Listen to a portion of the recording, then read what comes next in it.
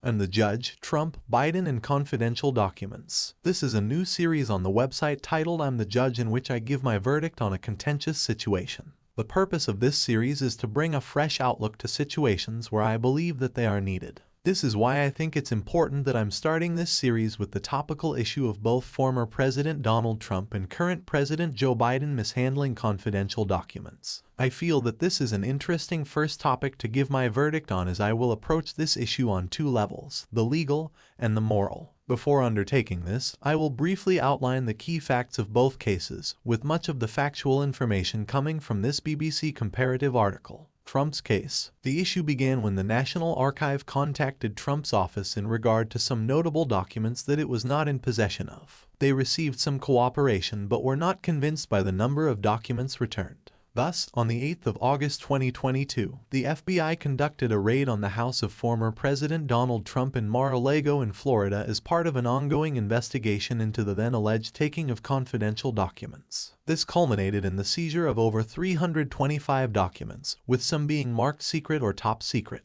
Rather than coming out and admitting fault, Trump went on the offensive by arguing that people were attempting to stop him from running for president in the next election, deeply politicizing the issue. Turning the argument from legal to political was a genius move in some respect, as it weaponized the right-wing American press and allowed journalists to construct a narrative of media bias against Trump, built upon the staging of this photo. The simple narrative created by Fox and others proved convincing enough to save Trump's popular image among his supporters. This is despite the fact that he ran with the phrase "drain the swamp" to deal with the corrupt federal government. Trump's case is one of blatant disregard for the rules alongside some pretty bad hypocrisy. However, it is matched by some equally impressive PR that ultimately provided some damage limitation for his public image. The discovery that Joe Biden was guilty of the same thing also provided Trump with some cover. Biden's case. On the 9th of January 2023, the White House revealed that Obama administration documents had been discovered at the Penn Biden Center after several media reports had been made about the incident. Subsequent searches were conducted at the president's homes on the 11th, reported by the media, uncovering more documents. However, this would not be revealed by the White House until the following day, the 12th.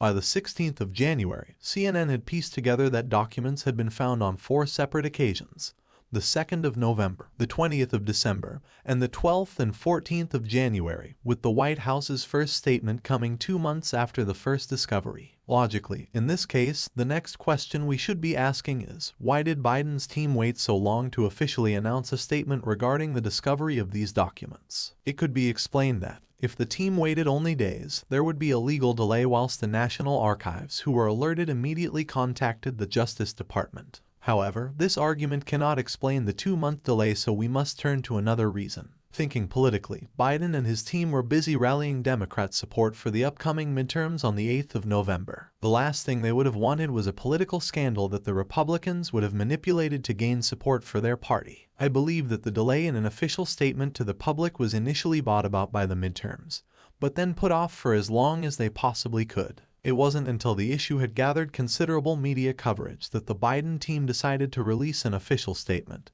And even then they slowly fed information rather than release all the information at once. With both of these cases contextualized, I will now turn to my 2 key factors mentioned earlier, starting with the legal. The legal, Donald Trump's Biden. The close timing between both of these cases has led to the production of a rather crazy article in which Fox attempted to argue that Biden is in more trouble than Trump as he repeatedly violated 18 U.S.C. 793 as they attempted to move the documents to an unauthorized location. Despite this interesting attempt, Trump broke the same laws, so even if the cases were on par, they would have to be treated the same. However, they are not the same, as whilst Biden didn't make a public statement, he and his legal team fully cooperated with the National Archives and the Justice Department from day one. On the other hand, Trump tried to get away with it for as long as possible, which meant that a raid had to be carried out. The initial crime committed may be similar, but the way these crimes were committed are not the same. Trump's attempt to take no responsibility for his actions will only harm him further down the line.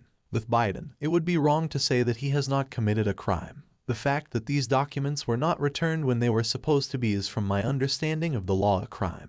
This is about the extent of Biden's crime that we know of. The concern is that, like Trump, Biden was still using these documents during the Trump administration. If this turns out to be true, then Biden's situation gets worse, but I still do not believe that it would ever be comparable to Trump's case in terms of illegality. The moral of the story: we don't have to look very far back in the past to see how the US government has reacted to the leaking of classified documents. When Chelsea Manning leaked classified information on American war crimes to WikiLeaks and Julian Assange, the former was arrested and the latter went into political asylum. This was the reaction to whistleblowing and releasing documents that should have been public in the first place. The US has always struggled with transparency, and this was a clear sign that they take these things very seriously. Now, whilst these cases don't contain people leaking documents, they do contain the mishandling of sensitive information from the highest office holder in the country. Both cases show that these individuals should be held to the highest standard and scrutinized completely, as the special counsels are doing.